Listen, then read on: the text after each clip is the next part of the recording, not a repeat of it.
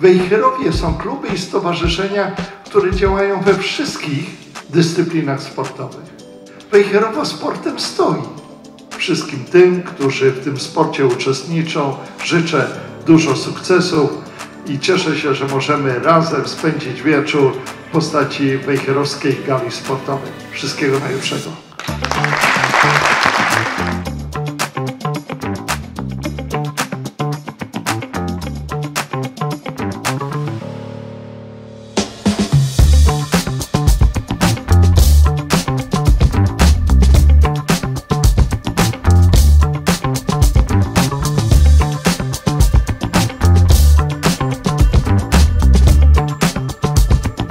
Wy wspólnie tworzycie, ale także zmieniacie oblicze wejherowskiego sportu i za to chciałbym Wam bardzo serdecznie podziękować, bo te podziękowania są Wam należne. Szanowni Państwo, najlepszą drużyną Wejherowa jest Klub Sportowy Tytanik. Wejherowo, zapraszam serdecznie całą drużynę.